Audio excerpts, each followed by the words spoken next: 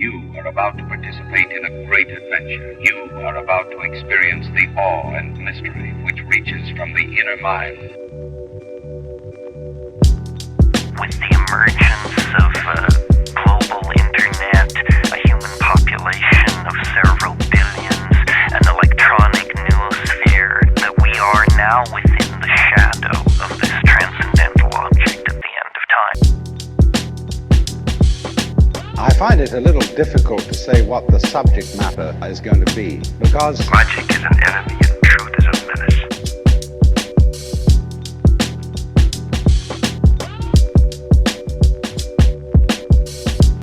Shake and bake, steps back, three-pointer, bang!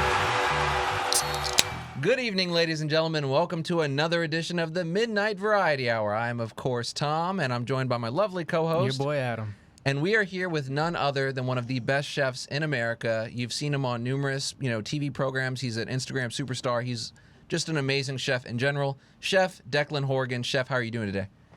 Hey, gents. How are we doing? Pleasure to see you. It's a pleasure to meet you. Doing great, man. We're happy to have you on. Yeah, Thank you. It's crazy that you're here. Yeah. Because I reached out to you on Instagram while I was watching the Euro Cup final. England was playing, and I was in a pub, and I saw that you were in Houston. You had posted on your Instagram, I think you were at 13, which was James Harden's restaurant. And I was like, no way, Declan is in Houston. I'm just gonna shoot him a fucking DM on Instagram and see what's up. And you got back to me, and I reached out to you about coming on the show, and you said yes. So we're very grateful to have you because I know your life is super busy.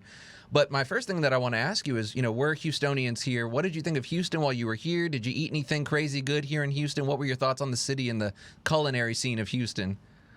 So my little stint that I had in Houston was a meet and greet, really. I went to the nightclub called The Address. Oh, yeah. Oh, we know the address. Yeah. I met PJ Tucker there. That was wild. Yeah. Can't explain. It was wild. They And turn then up the over next there. day, I went over to 13 to meet Chef Tobias, the four-time winner of Guys Grocery Games. Mm-hmm. So got his details, and we hooked up, and we're going to be doing something in the future, hopefully. And then I had to fly because then I had to go down to San Antonio for another gig that I had to do. So I had to drive. But I didn't get to see much of Houston, but I definitely want to. So I'll probably be going back at some stage as well. Yeah, well, the city would love to have you back. I feel like Houston has a really diverse culinary scene. Like, I feel like there's a lot of fusion restaurants. There's everything from great, Chinese and cuisine to great European cuisines because it's a really diverse city. So I feel like kind of anything you want to eat, you could get it here in Houston. Yeah, I would argue we have the best Chinatown in the U.S. Yeah. It's huge and it's amazing. It's huge. I mean, I know like San Francisco has a huge Chinatown, so does New York, but Houston has a really great Asian cuisine scene. But you're from Ireland, but you're in the D.C. area now. What's the Virginia, D.C. Virginia, D.C. Okay, and that is where you're going to be opening up your coming restaurant, Jack's Ranch. That's going to be in what city is it? Arlington, I think. No, it's going to be in Vienna. Tysons Corner. Tysons Corner, that's right. Okay. So, tell us a bit about, what kind of cuisine you guys are going to be doing there. I think I read that it was going to be relatively Italian-centered. I know you're a lover of Italian cuisine. Yeah, so it's strange for people to hear me as an Irishman going to be opening up an Italian restaurant. Yeah. And not a lot of people know about it, that during my younger years as a chef, I spent a good few months year after year in Italy, down the south, and I learned a lot about Italian food down there. But also, as I said to your buddy there, I just came back from Austin and I did the whole barbecue school Nice. with Leroy Lewis. I went with Blacks. I went with Terry Blacks. I went with all of them, Styles and Stitches. I went to all of them, tried everything, spent 2 days, 3 days, 4 days learning everything about barbecue. That's awesome. And then with the restaurant that I'm going to be heading up, Jack's Ranch. I'm also certified in a style of pizza called Roman style pizza, Okay. which is like similar to a focaccia, but it's not as restricted as regards what you can put on it, like a Neapolitan pizza. Okay. And dude, when you taste a Roman style pizza, it's just wild. It's crazy because it's airy, it's light, it's crispy. You can put whatever toppings you want on it. Yeah. And with the smoke side of it, we don't want to be pigeonholed into American barbecue. Sure. So we're calling it smoked meats, which is a big connection to Italian food. Yeah. And then I'll also be crossing the smoked meats onto the Roman style pizza. I'll be crossing the smoked meats over into the Italian food that I'm going to be making. And then also I'll be using it to, apart from the classic Neapolitan pizzas, I'll be then making Neapolitan pizzas that have an Italian root behind them, but I'll be using the smoked meats on that as well. Nice. And Wow. so is there like a special oven you got to use for that kind of pizza, I'm guessing? Like Yeah, I have a Pizza Master 900 or something. Nice. Pizza Master. Sounds Yeah. badass to me. I love Italian cuisine, but I mean, so you said Sorry, for the Neapolitan one, I have a Stefano Ferrano proper pizza oven for the Neapolitan. nice. Wow. What got you so into Italian cuisine? You know, like growing up in Ireland, what made you move towards like the Italian side of things? What interested you? Working with pasta.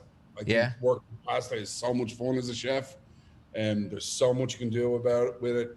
And there's so much more to pasta that not a lot of people know about. And then through the research that I've done and the amount of books. Oh wow. Whoa. Yeah, and there's more over here and everything. I can't show you them all. Nice. Yeah. There's all different types of pasta. There's all different types of raviolis. Right. I've been researching this for the last year and the smoked meats as well. We're hopefully going to be opening from the 1st of November to the public. I've done test menus right now. With the test menus, I'm using my own home kitchen to recreate stuff. But then hopefully from the 1st of October, I'm going to be driving the whole kitchen team. The whole month of October is just going to be training, locking Wow. down recipes, locking down techniques. And then when we eventually open up the deli, I'm going to have an actual pasta room, which is going to be glassed off. Nice. Nice. So you can look in and you can see my Acroboleno pasta machine that produces 90 pounds of pasta an hour. Wow. Wow. Oh my That's God. insane. All different types of fresh pasta. And then the pasta room will be on the back wall. It will have all the equipment that you use for working with pasta, from the wooden gnocchi boards to cavatelli machines to the brass and the bronze pasta stamps, ravioli stamps. And then above it, there'll be an air drying section. So with 90 pounds an hour, some of that will be for the restaurants, and then other parts will go into a drying area that we can then package to sell in the delicatessen. Right. Yeah. Damn, that is. What else? There's also, I'm hoping I'm going to be the first chef in the DMV to use Chiani beef. Okay. Chiani beef is an Italian breed of cattle and that they use for their famous steak dish, Biscaglia Florentina. And let me see if I pronounce that right. Bistecca alla Fiorentina. I know, man, that always gets me whenever I go to Italian restaurants. I see all this stuff that I want to order, but I'm too nervous to like say it to the waiter because I know I'm just going to butcher it. You know, it's like I'm looking at the menu and I'm like, I have no idea what to do with this word, but can I have this right here? And I just point to it on the menu. But I love Italian food. So if I ever find my way out that way, I want to get out there to your restaurant for sure. Chiani beef is one of the best beefs in the world. Okay. Also, it's about 7 foot to 9 foot tall compared to American cattle. So when you get a porterhouse cut straight off Chiani beef, the porterhouse is about 5.5 pounds in weight. Holy crap. Damn. Dang. So is it rare to get that? Is it hard to find that kind of beef in the U.S.? There's only one herd in America, and it's in Wow. Texas. Really? Damn. That doesn't surprise me because we have a ton of cattle out here. But Yeah. also, this breed of cattle is very suited to climates that have drought. Interesting. Okay. Wow. If you Google it and you see how tall they are to a human being, Right. Yeah. it'll blow your mind. That's crazy. But it makes sense because, you know, we have a lot of wineries that are popping up in the Texas Hill Country, and they're thriving so much because a lot of the climate is similar to like the Tuscany region in Italy. So I could imagine that those cows would thrive there like they would thrive in Italy. That's really cool, Yeah, though. yeah, and then that's also, if I'm not, correct me if I'm mistaken, like you need imperfect conditions for some of these grapes, or I guess beef in this instance, to be like have more flavor, or just to be more complex, or is that something similar? What's going on with this beef? So this also with this beef, it's hard to describe. It's very lean, but yet it's super flavorsome. Okay. And then, as I said, like a porterhouse alone is 5.5 pounds. It's like that thick coming out to you. Yeah, it's wild. Yeah, and that's the only beef that I'm going to grill. Okay. In the restaurant. In the smokers, I'm going to be using all the smoked meats for everything else. So the only thing I'm going to grill is the Chianti beef. And then when I produce my own burgers from the trim off the Chianti or the trim off the briskets, I'll be using that to make an Italian style burger, which I'm going to have beef, veal, and pork mixed together. Wow. And then other like homemade, we're going to make rosemary focaccia in-house. Wow. I'm going to do a mix of cheeses, mozzarella, taleggio, fontina, and then we're going to have beefsteak tomatoes that are seasoned with the same seasonings that they use for making ketchup, but are going to be baked. And then arugula and mayonnaise for this Italian burger that I'm going to make. Sounds amazing. The smoked meats, like all my, if I'm going to do an ossobuco, I'm going to take whole beef shank, and I'm going to get my butcher to cut a certain diameter section on the beef shank for my ossobuco, which will go through the smoker before I braise it in the tomato. But then the rest of the shank, I'll braise that in the tomato after it's smoked to make my beef ragu for any lasagna or bolognese. Nice. So my ragu sauce is going to be made by that. My San Marzano tomatoes, I have already got a collection of 20 cans of San Marzano tomatoes DOP certified, with pH testers ready to go and a spectrometer to check the sugar levels and everything before I decide which can I'm going to go with. And we're going to be importing olive oil and olives from Italy and also from Greece. Some of the cheeses we're going to have shipped straight in from Italy for the burrata and whatever. But don't get me wrong, I'm searching out, and I'm also going to be working with some up-and-coming cheesemongers in America. One of them is the Jersey Girls. They have a herd of Jersey cows. So Jersey cows have a higher fat content. Okay. And I'm going to be using their Italian cheeses as well. We're going to have all the best prosciuttos flown in. There's so much going to happen. That's madness, man. That is madness.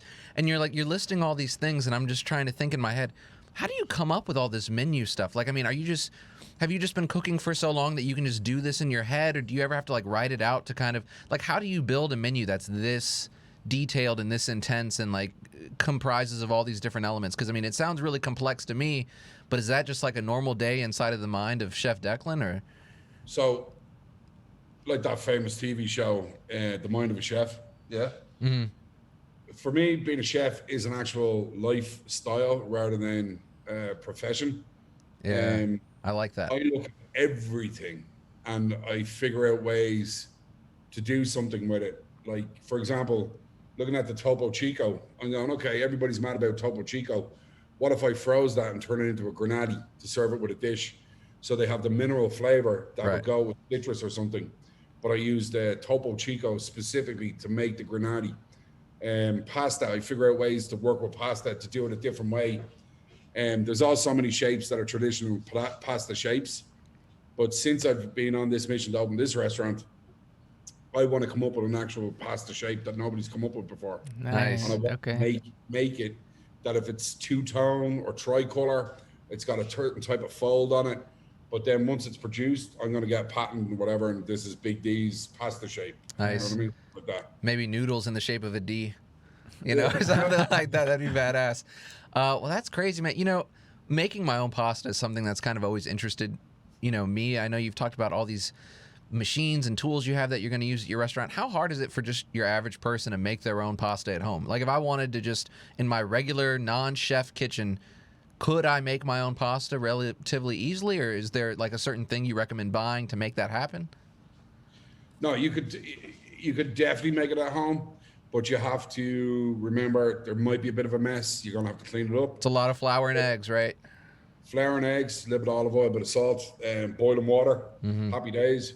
Mainly just flour, eggs, salt. And then later on, when you're making it rest, I'd oil the saran wrap, then you let it rest in the fridge and all that.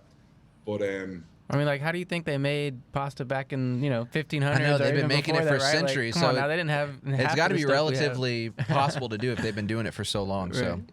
Yeah, totally. yeah. And then there's the other big question about that: who invented pasta? The Italians or the Chinese? I know. I mean, Who do you think? yeah. What do you think? I believe that the Italians brought it back from China. Really? Okay. That makes Because sense. if you look up some of the shows on Netflix right now, Chinese are actually making prosciutto for hundreds of years before the Italians were making prosciutto. Wow. And they have a smoked ham that they hang the exact same way as prosciutto, but it's been smoked a little bit before it's been hung. Mm-hmm. And that's where they got the idea for making prosciutto. I'm positive 100%. Yeah, that makes sense. I mean, they're on the cutting edge of a lot of things, especially Well, relatively. their civilization was around like thousands of years longer than Yeah. anybody. Right. Yeah. Would you consider yourself a history guy? Like, do you enjoy food history? Food history, I like to know exactly where everything comes from. Yeah. I'd like to know total history all the way back of the origins of dishes. For example, one of the famous American representatives that created the Declaration of Independence, one of the kitchen staff that were working for them is the person who brought, I think his nickname was Hercules. I can't remember his full name, excuse me.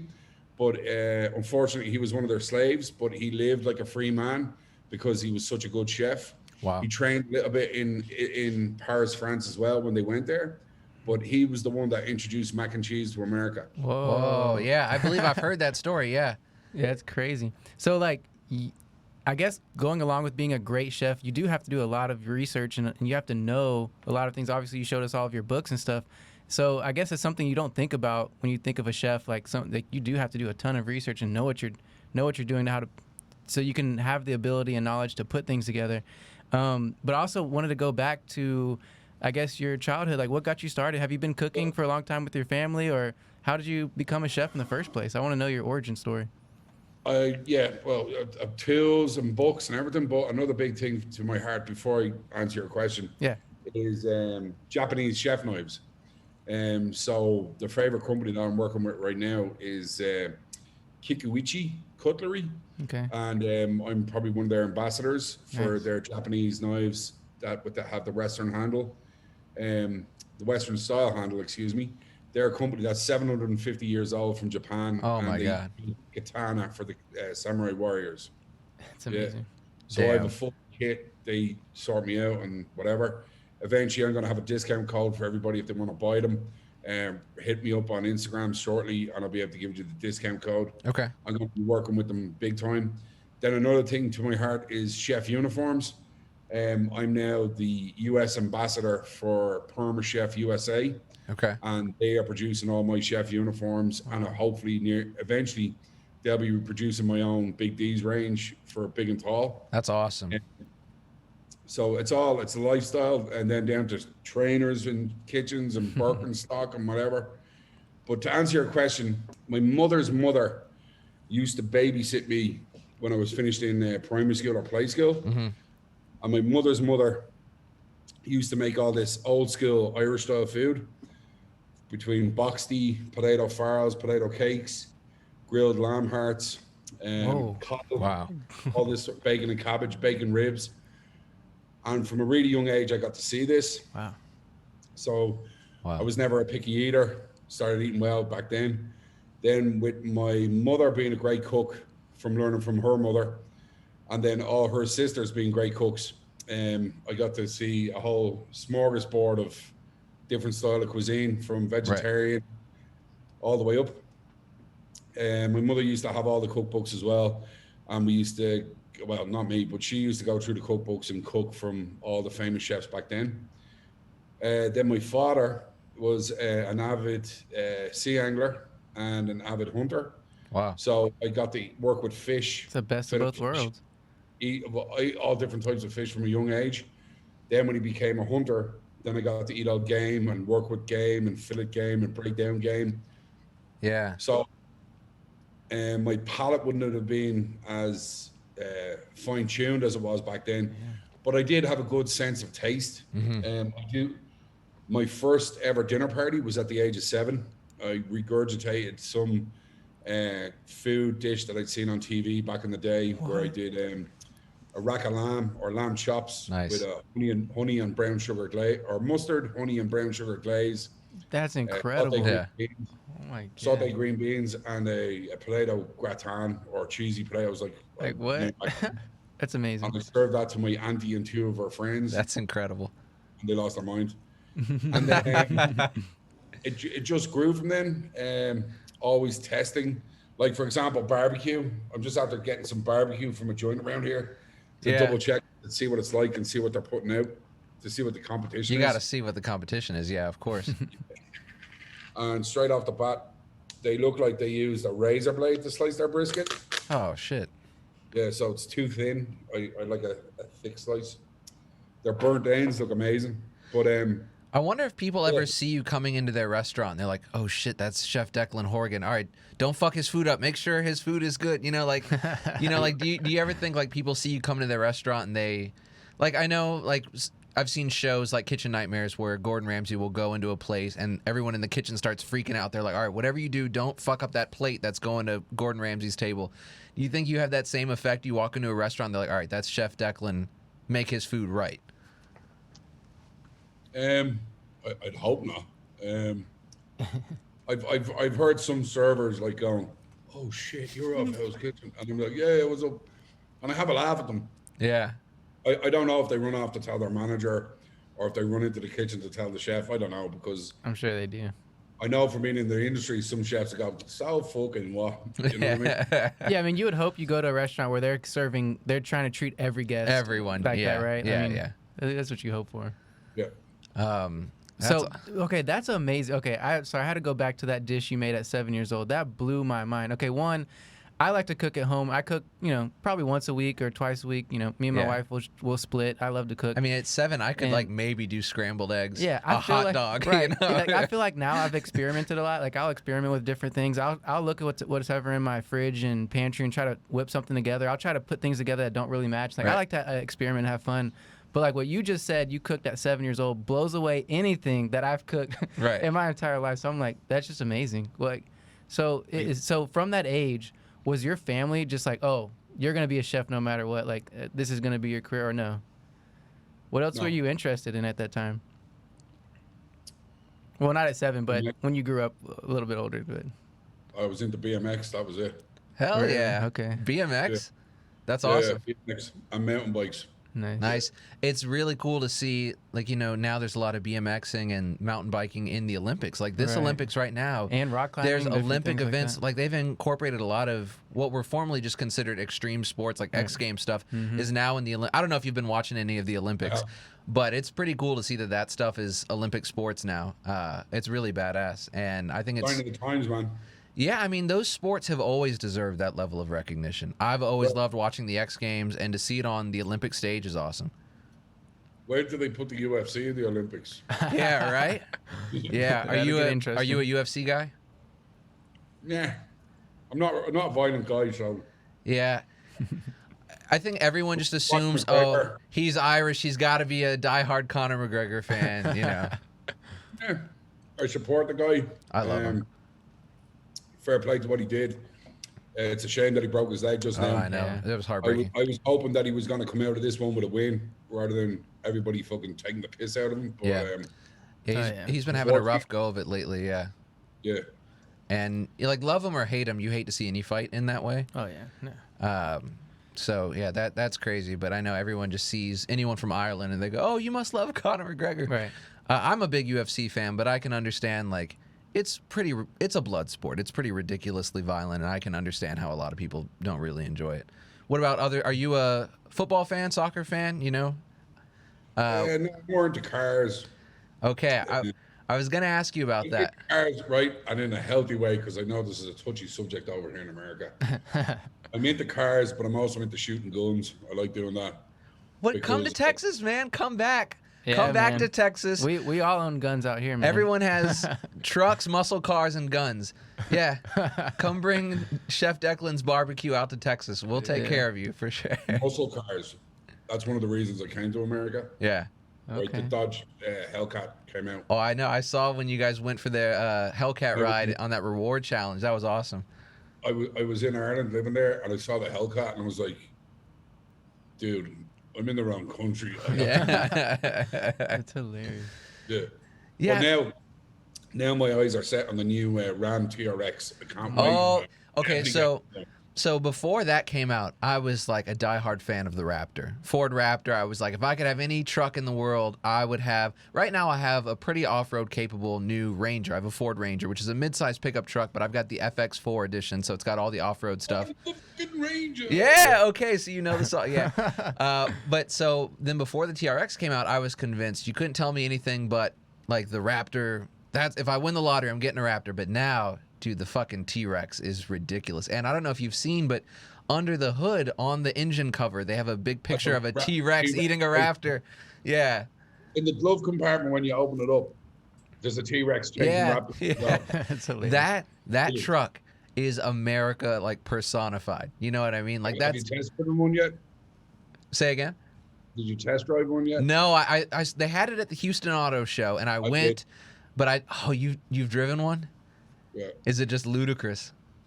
Mental. Yeah, it's got to be. And on top of that, on top of how capable it is, it's like a fucking luxury car on the inside. Giant Right. screen. You know what I mean? Like, these trucks are now becoming not only like fucking ultra capable apocalypse machines, but luxury car on the inside. Check this out. My boss is one of the first people to buy a Cybertruck. Oh, he's already got like his pre-order taken care of and all that. They're probably going to have it in December. Oh, That's crazy. damn. So That's there's crazy. There's no charging capabilities beside his house, Right. unless they put one in his house. But I don't think he's going to do that. But the apartment that I live in, which isn't far from the restaurant, Mhm. has loads of charging capabilities. So he goes, "Yeah, you'll be driving that around all the time." Oh my god. Damn. It's gonna be awesome. And I mean, that thing is bulletproof. It's got the shatterproof windows. It is just stupid, man. It's These things are crazy. crazy. And it doesn't even look real. It looks like something out of like Blade Runner or a sci-fi Like, movie or something like yeah. that, you know? That's Blade awesome. Runner. Yeah, All for right, sure. Since we're on sci-fi, you mentioned to Tom, or at least Tom mentioned to me, that you talked about you wanted to talk a little bit about UFOs. Or that you enjoy, Or you enjoy UFOs a bit. So that sparked our interest. So I don't wear a tinfoil hat. Okay, Right. neither do we. Right. Awesome. But I have a very keen interest because I think some of the stories that have come out of America over the years, hmm there has to be something behind it. Oh, for sure. Yeah. It can't be all these, Hey, do you know what? I'm going to make a quick book. I'm going to make up a story that I was anally probed. Right. Then the book will go, hi, how you doing? My name is, and I was anally probed. It was right. like, why the fuck would you do that? So there has to be something behind it. Yeah. And then my other thing is, at some stage in our lives, we had a stick and we were poking it in an anthill to eat ants. hmm Now we have this motherfucking thing. I know. Like, It's this is madness. an Supercomputer in your pocket. Not a house anymore. It's a TV. It's a phone. It's your bank. It's Everything. It's Yeah. everything. And now, oh man, since COVID, now that we're talking about phones, everything is like any event you want to go to, you almost can't go unless you have a smartphone to be able to pull the tickets up. I went to a Houston Dynamo MLS soccer match a couple weeks ago. They did not allow printed tickets. You had to have an e-ticket on your phone. Movie theaters are now almost going exclusively to e-tickets, so it's crazy. So yeah, we went from, you know, painting dirt paintings on cave walls and eating ants with a stick to having a supercomputer in our pocket. It's crazy. And you look back through human history, like the pyramids and stuff like that, and it's like, come on, we really did that shit with no help. In All right, okay. I don't know if we're Well, gonna go there. I don't know, but I'm No, just I know saying. what you mean. wait. That's a big one because It is a big one. the size of those blocks. But not Right. even that. Check out in is it Rome? Is it Greece or is it? I think it's in Greece. Oh yeah, you're talking about that giant block they found. That's like, yeah, I know what you're talking about. I forgot the name of it. Tons. Yeah. And they believe the temple was built on top of it because it was already there for something else. Right. Yeah. Yeah, and that's a common theme throughout history. A lot of those archaeological sites, they find that there was an older structure there before much longer ago than the newer structures that are built on top of it. And that's another example of the pyramids. They're starting to discover some of those are older built, and sometimes what's built that's under it is actually far more sophisticated than the newer stuff that's built. So that raises questions too. And you're like, how is this cut to perfection at a 90-degree angle? But what's on top of it's like crudely built, looked like hunter-gatherers built it. So yeah, there's some questions like, yeah, you got to answer. There's things. I mean, like, and just the mathematical, proportions and stuff of the pyramids. They're just too exact, and like it's built to line up exactly with the same speed of calculations of the speed of light. Yeah. I mean, the pyramids point exactly due north, or like perfect true north, or something like that. Something that they could have had no way of calculating without some. So. And then this past year, the past couple of years has been huge, and just on the topic of UFOs, and we had Commander Fravor come out. Yeah, the Tic Tac UFO. Tic Tac UFO. Yeah. And then you have guys like Joe Rogan bringing on Commander Fravor, and these other guys who are like very like. I mean, high-level people, like, these aren't just your average Joe. The level of publicity that the world of UFOs and unmanned aerial phenomena is getting right now, it's getting a lot bigger. Like, it's huge. You have guys like Commander Fravor, who was the guy that, witnessed the Tic Tac UFO. He's going on, like, major news channels and talk. He was on 60 Minutes. Yeah. And then just recently, I'm sure you're well aware of the Pentagon's UFO report that they released about which me and Adam were talking about earlier. We were both majorly disappointed in, because they really downplayed it, and every article about it said, tinfoil hat wearing UFO enthusiasts are going to be disappointed, and they kind of like set it up to where it seems like, only crazy people care about UFOs, when it's like, no, the whole planet should care about whether or not aliens have been here. I hate how a lot of times it's made out to seem like only nut jobs really care about aliens. Yeah, I mean, especially whenever the military is getting involved. The latest Rick and Morty. Have you been watching Rick and Morty? Have you seen the latest one that came out? I haven't seen it. Adam might have. Have you seen the latest? Was it the one where they go to hell? No, that's the one before that. Okay, no, I haven't seen the new one. Oh, we haven't seen it. Yeah. All right, so it's connected to what we're talking about. Okay. You're gonna lose your mind. Okay. Brilliant. All right, we'll just say, all right, everyone who's listening, spoiler alert. And then if you want to tell us, Declan, you can. We've said spoiler alert, so it's fair game now. If you want to tell us about what happens in this. No. You got to watch it. I just got to watch it for ourselves. It's hilarious, but only in a Rick and Morty way. Okay. But it's connected to the UFO phenomenon. Nice. Okay. Yeah, I love Rick and Morty. It's been one of my favorite shows. The writing is so good. Dan Harmon, I think, is a genius. I fucking love Rick and Morty so much. Yeah. Some good shit. Wow, yeah, UFOs are crazy, and we were talking about this earlier. I don't know if you've heard about the Galileo Project. Have you heard about that? The Galileo Project, I think it's being started at Harvard, but a group of astronomers have started a program where they're going to kind of band together, and it's a program dedicated to the location of searching for and finding extraterrestrial artifacts.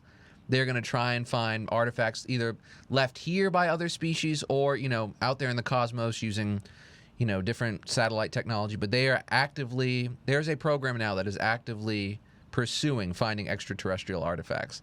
And I just think that's amazing that we are now living in a day. Think about it. Why are they coming up with this stuff? Because they know there's shit out there. I know. I think they have to slowly break us into it. I think they're trying to slowly bring the public to being okay with the big revelation that it's okay, there are aliens. I mean, you got to have guys who can fund this stuff too. It's not like you got to convince somebody to say, hey, this is important, and who's going to throw money at that? Right. It's crazy. So it's safe to assume that, all right, Chef Declan believes we're not alone in the universe, correct? Now, do you believe the whole ancient aliens thing, they've been coming here for tens of thousands of years? Yeah. I think I agree. Do you agree? I do believe in the fact that we were tampered with some way to create what we are. Like Prometheus? Somewhat, yeah. Oh, you've seen Prometheus? Now that's a crazy concept, man. The idea of aliens kind of just spawning the genetic code that led to humans as we know today. I mean, see, I'm a religious guy, not super religious, but I definitely believe that, God is the reason we're here, but I wouldn't rule out, I could see how it could be possible, Yeah. But that's where it's coming out, the Anunnaki supposedly tampered with us to make us into better slaves that could mine for gold. Right. Huh. Okay. That's Zachariah Sitchin's work. Yeah.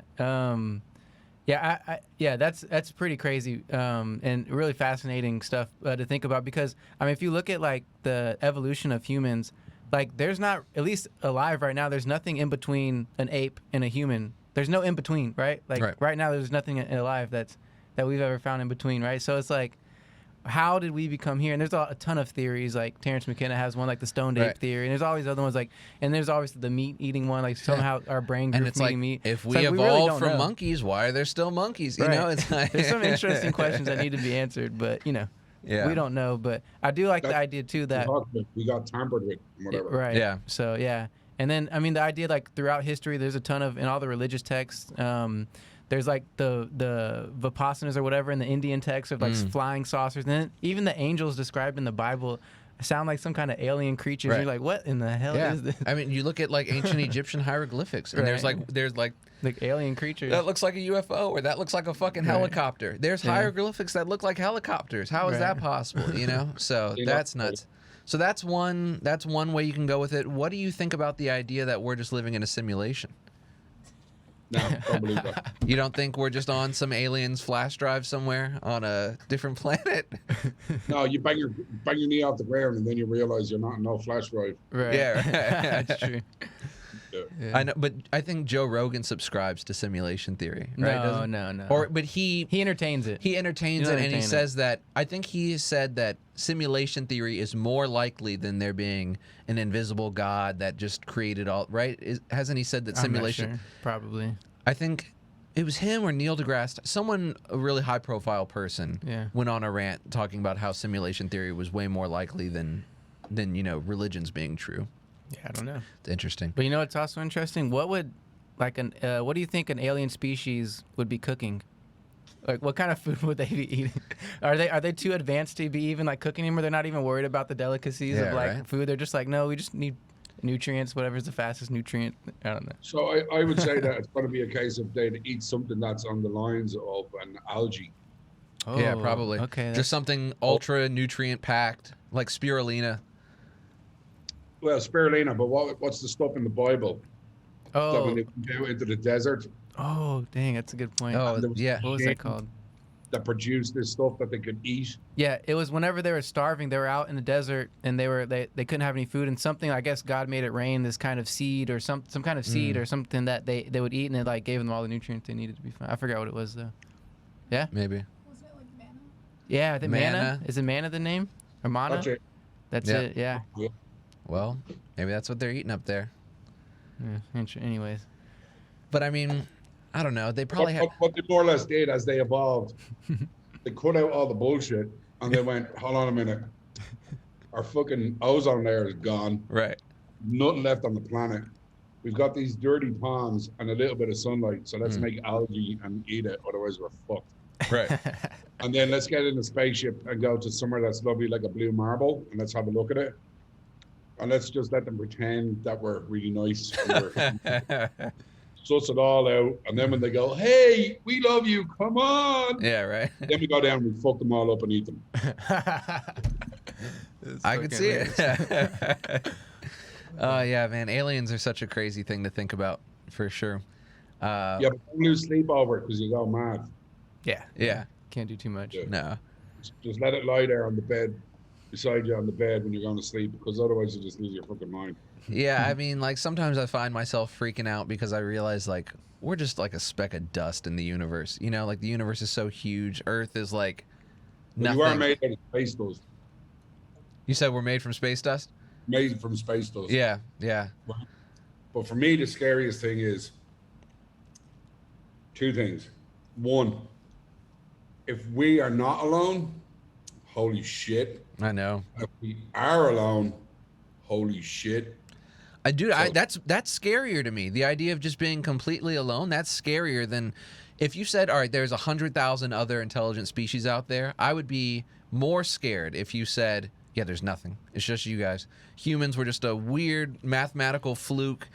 It's never happened on any other planet. You know, I would be terrified. Yeah, totally. But if you think of the concept panspermia, right? So all these asteroids and everything flying around, and then they go and they impregnate a planet that has suitable shit on it. Yeah. So I would definitely, without fail, say, and of all the thousands of galaxies that there has to be something. For without sure. fail. Yeah, I mean, there's what, billions of galaxies, billions of planets inside of each galaxy, so trillions upon trillions of cosmic bodies. There's no way, I mean, we know that mushroom spores can live in a vacuum. They can live in space, so there's already a plausible theory right there. And then, we just recently had our first interstellar object come through our solar system, Oumuamua, that cigar-shaped, thin-ass asteroid that... Was it an asteroid? Was it an alien craft? We don't know, but somehow it came here from another solar system. And, maybe that happened 100,000 years ago when some asteroid came from another planet, landed in the primordial soup, and then we came up from being little tadpoles, or. Or they had a giant fucking catapult, and they were like, those fuckers out there are sending out radio waves. Let's hit them with this. But they calculated it wrong, so it just Right. Well, back to their own planet going, oh, bollocks, we missed. It's hilarious. Man, when did you get into stuff like that? Because, about, if you're talking about Anunnaki and stuff like that, then you're definitely initiated into, like, the realm of all this information. So when did you first get interested in UFOs and stuff like that? How'd that happen for you? Well, I'm probably old enough to be your dad, so look at it that way. Wait, how old are you? Yeah, no way. When I first ever heard about Roswell, I was like, what? And then that was it. Right. And then when I saw the lights over Washington, and then they were firing up, like, hundreds of rounds, and they missed it, I was like, what the hell is going on? Right. Is there any popular UFO stories or anything like that from Ireland that you heard about? Yeah, why is it, you always hear about American UFO stories, but what about in Ireland? No, there is one or two, because we're only a little island. Yeah. Nobody really cares about it, but let's start off like this. There's a saying through scholars of the world that Ireland is the place that used to be called Atlantis. Wow. Because during the Dark Ages, as everything was being destroyed across Europe, all the knowledge and everything was shipped over to Ireland, and the monks transcribed it in calligraphy into all the books. So they were the ones with the last of the knowledge from Europe. So that's one reason that Ireland has been nicknamed Atlantis from back in the day. Then we have all the pagan rituals and the Celticism and all that. Sure. And we also have one of the oldest buildings or sites that's connected to the solar system. That on a certain day of the year, was at the Hill of Tara. On the certain day of the year, the sun shines through perfectly to light up the whole cavern inside. Oh, shit. For the summer solstice and for the winter solstice. Yeah. I've seen that. They look kind of like mound. They're kind of like mound shapes. Yeah, I know exactly. White wall around it with green on top. Yeah. It's made out of a specific stone that lights up when the sun hits it, huh? Yeah. Yeah. It's granite, but it's older than Stonehenge. Yeah. And it's older than the pyramids. Yeah. Yeah, we were rocking it around back then. Like, you know what I mean? And then if you look at all the old Irish folklore, the really old stories, like we were traveling in our actual stories, we were traveling to different planets or different dimensions in our old folklore of Irish history. What? Like the Legend of Lear. A queen got upset with her kids and she sent them away, and they turned into swans and they lived in another dimension until they escaped from that dimension and came back. And when they touched Earth, they turned back into humans, but they were older. There's mad shit over there. Probably from the shamans or something having.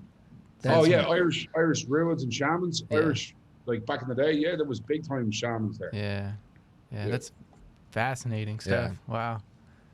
I would love to check out like old Celtic ruins and stuff like that. That is amazing. Well, there's also a ton of mounds in the U.S. as well that we're still discovering. Up in Ohio has some, even all it actually goes up and down the Mississippi River.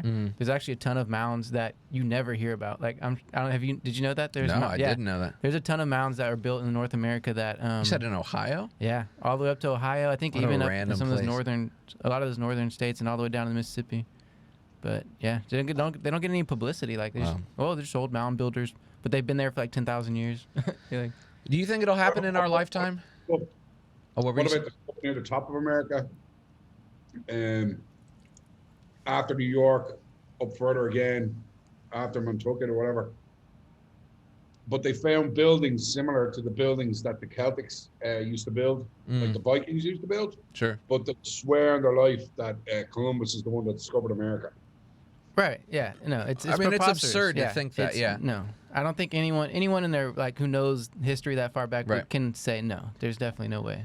Yeah, that's why I like a lot of places, instead of celebrating Columbus Day, are now celebrating National Indigenous Peoples Day, and I enjoy that a lot more, just because it's like the idea that Columbus was this amazing discovery. There was shit here already, you know? It's just ridiculous. There was something one of the Rick and Morty episodes going back. I think it was like 2 episodes ago on the new season.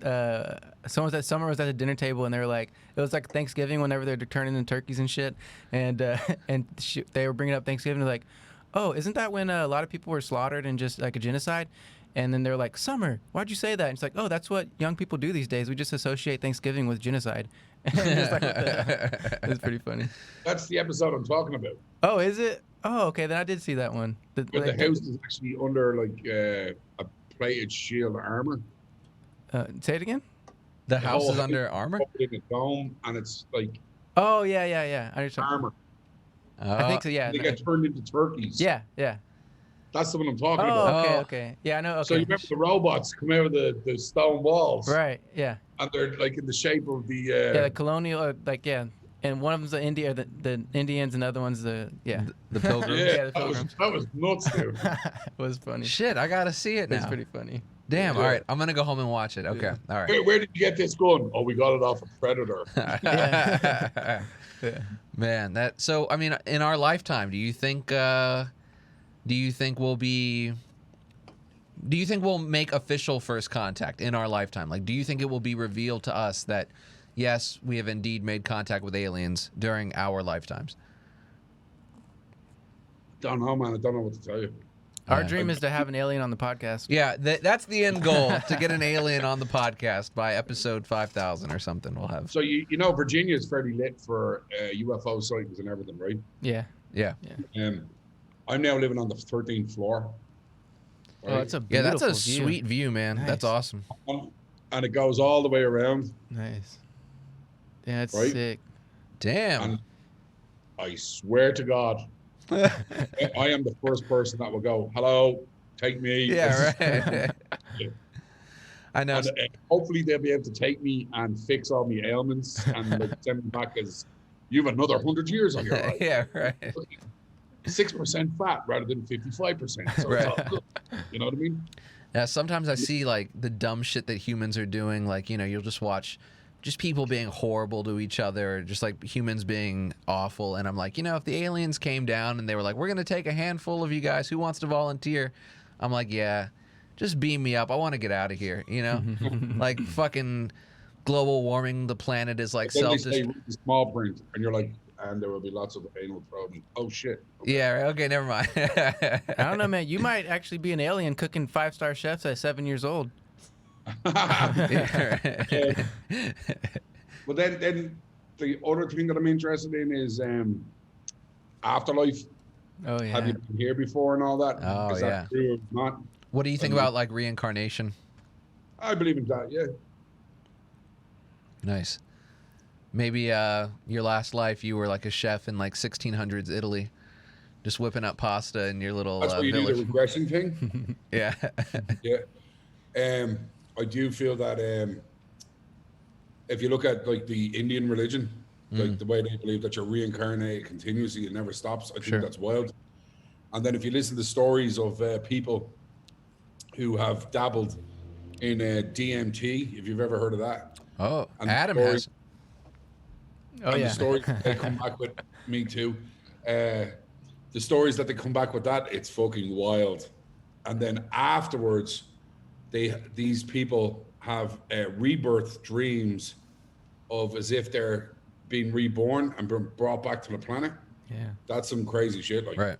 It really is. Have you heard the stories of like kids saying like they have pain somewhere on their body and then turns out they They do tell the research story and- of like the way they were killed in their previous Right. life. Some shit they could have had no way of ever knowing Right. about. Someone, it would be like they're talking about a previous life that took place in another country 150 years in the Yeah. past, but somehow a child knows all the details, and then it links to like a real person. Yeah, and that they look actually- it up and it confirms like, oh shit. That can't. There's no way on earth that's a coincidence. It's- There's no way. You know what else gives you that experience? What's that? Big D's barbecue sauce. Hell yeah! You eat those ribs, it brings you back to a time before. Nice. I love it. You just transcend. Your pineal gland opens, and you are somewhere in a That's smoke hilarious. lodge in like 1800s That's America, awesome. smoking some brisket. Dude, there's this new show on Netflix called Food Wars. It's an anime show. It's and it is ridiculous. bizarre. It's ridiculous. Basically, the whole show is about these chefs cooking up food for somebody, and whenever they eat it, they like have this giant orgasm, and like their clothes rip clothes off. bust off. Japanese anime one where they're like Yeah. in a special culinary skill. Yeah. Every time they're cooking the food and they're giving it to people, they're losing their minds. Yeah. Yeah, I watched loads of that. Oh, you did? Okay. It's outrageous, but it's hilarious. But they actually go in depth of like what the dish is. They like give Right. you all the ingredients and stuff. I'm like, oh, this is wild. But then there's like a whole porno side of it. I'm like, okay. And that's what it's like to eat Big G's barbecue Yeah. sauce. It's like in the Matrix where clothes Monica just fall Bellucci off. was touched. That's what Big D's barbecue sauce does to you. Yeah, damn right. That is like And talking about my sauce, you're able to buy it through my website. Okay. And then I'm shipping it all over America, North America at the moment. I'm still trying to figure out logistics to get it into Canada, Nice. South America, and the rest of Europe. But if you check out my website, www.chefdeclanhorgan.com, you can see everything that I'm doing there. And then also my Instagram at Declan76. You can follow everything there. There'll be updates about the restaurant, the whole lot. Yeah. nice. There's so much stuff coming you wouldn't believe. That's awesome, It's man. exciting. Yeah, I know you got a lot going on today, so we'll let you get out of here. But I just want to first say thank you because I know you're a busy guy. I know you have a lot going on, and as a fan of yours, I'm really excited to see like what's down the road for you. So thank you for coming on the show. I know you talked about your barbecue sauce. Is there anything else you want to shout out before we let you go? I know you've got your T-shirts. What's up for Declan Horgan? There's more projects coming for sure. Yeah. Going back to aliens and everything, just so you know, probably we're going to be the first restaurant in the DMV. With the apartment block above us, we have like 400 apartments. For people living in those apartments, when they order off us, you're going to be greeted by a robot at your apartment door. with Oh your order. shit. I've Yeah. seen this. I've seen articles about, robot food delivery Yeah. and shit like that. Are you for real? Like that's going to be Yeah, something we that have 6 of them. Oh my God. That is fucking awesome. That is insane. I would live there just for that fact Yeah, alone. I Like, I don't know, even care what it right? looks like in there. That's awesome. That is crazy. All right, well, we've got to find a way to get out there. Wow, That yeah. way we can. Dude, yeah, I'm experience actually it. going to be possibly moving to DC next year. So if I'm coming out there, man, I'll definitely come by and see you and give you a shout out, man.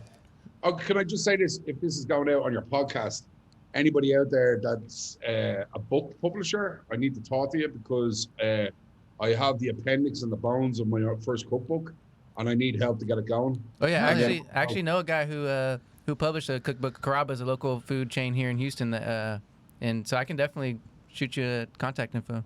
Yeah, for sure. Yeah. And then also anybody out there listening, I'm also looking for investors to get on the board with the barbecue sauce.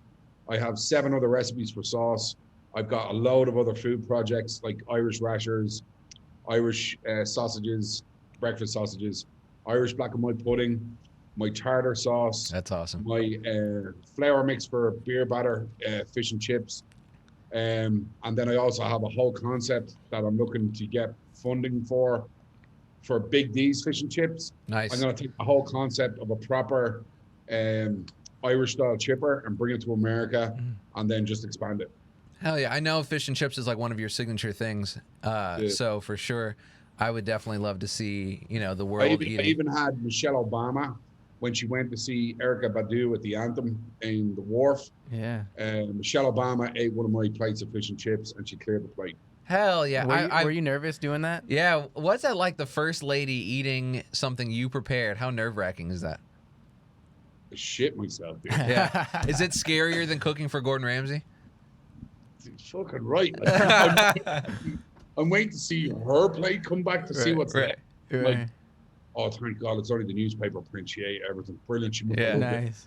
And then the server, any good? And she goes, oh, she loved it, dude. She said it was the best ever. Nice. Wow. Happy days. And then 12 of her friends ate all the food that I did them, cleared the plates. There was nothing left. I'm like, oh, happy days. Can't That's argue with awesome. that. That's awesome. Yeah, Yeah. I'm sure if you mess up the first lady's food, a drone flies over your house in the middle of the night and they just take you out. You know, if you mess up the first lady. Your family, and your dog. Yeah, right. You're just erased off the planet. you're just never heard from again. They come up with a cover story. Well, all right, Chef Big D, thank you for coming on the show, man. You were awesome. I really appreciated your time. You've got me on Instagram, so the next time you find yourself in Texas or in Houston, let us know, because we'll show you how to do Texas properly, and you know, man. we'll go drive some muscle cars and shoot some guns, and we'll hang out. More to the point, what you've got to do when you come up here is you got to be mobile. Yeah. And when you come up to the restaurant, you got to do a live podcast while I'm doing a service. We absolutely that'd will. be amazing. We absolutely will. Yes. On one condition, we have to be able to try like some signature Big D pasta or something. You got to take care of us. Okay. Yeah. All right. Well, Chef yeah, and Declan. anytime you come out with I'm something dead new. serious about that. I think that would be the coolest thing ever. I Because Yeah. you actually hear me verbally telling people how to get shit done, Right. and you get to see how live it is, so you can commentate and go, "Oh my God, he's rocking out 300 people," and like, what the fuck? Everyone will get to witness us transcending into that DMT dimension when we eat eat the ravioli or whatever we're eating that man. day. So if you're serious about that, when the restaurant opens, I swear to you, we'll come to Virginia just for that Hell reason. yeah, man. If you really want to do a I podcast, even think I have DMC coming to eat at the restaurant as well. no Wow. way. Damn. Darryl from Run DMC. Yeah, Badass. I met him in San Antonio. nice. That's awesome. Are you a hip hop fan? Wu-Tang forever, Killer Bees. That's right. I grew up on. Don't fuck with the Wu-Tang DMC, Clan. All of them, Public Enemy, the whole lot. I grew up Hell on. yeah, Yeah. man. All right. That's When I awesome. came to America and I'm playing music in my kitchen, all the locals are like, "Chef, what the fuck, man?" I'm going, yeah. How do you know about this shit? And I'm going, dude, I'm older than you. I grew up with this crap. You're only starting to listen to it now. Shut up. Damn. Yeah. Well, shit. I was a fan of you before, but now that I know that Big D is into UFOs and he's down with the Wu-Tang Clan, even more of a fan. That's yeah, man, awesome. you're fucking awesome, dude. Yeah. We love you, man. You've Thanks for coming genuinely been one of our best guests. When this episode comes out, I will send you a link. That way you can watch it. We are on Apple Podcasts, Spotify, and YouTube, so I'll make sure you can check it out on all those platforms. And if you're ever bored and you just want to find someone to talk about UFOs with, you're more than welcome to come on the show any other time. Come on, like literally, the good thing about Wait. I just saw this thing yesterday yeah, about a state in the world. It was on TikTok.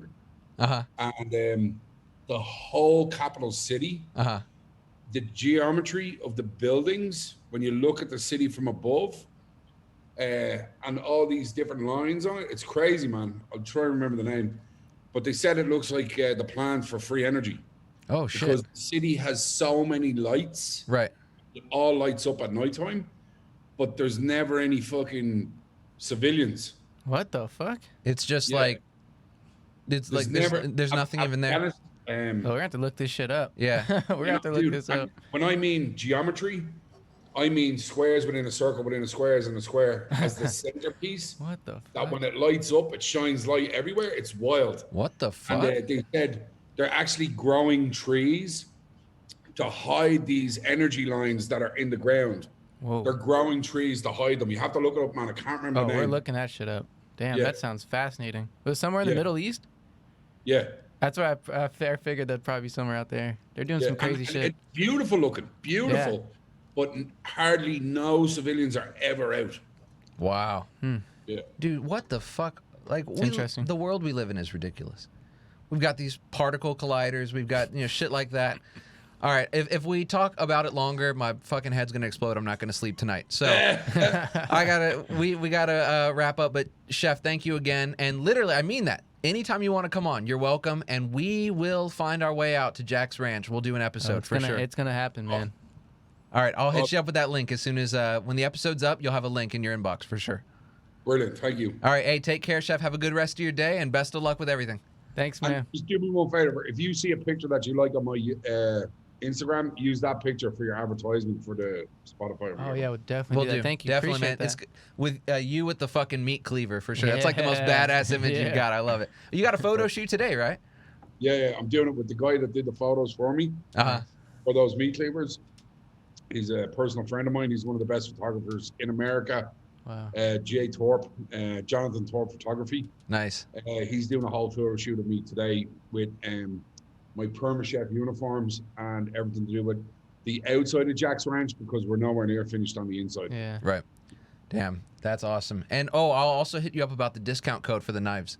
Because I definitely. And also, everybody out there as well, I've also got a discount code for the Perma Chef USA clothing. Okay. So I'll advertise them on Instagram shortly as well, so everybody can see it when they hit me up. They'll get I think it's just, I'm not sure, don't quote me on this. It's a 30% discount for a few months, and then it's gone down to 15% for Perm Chef.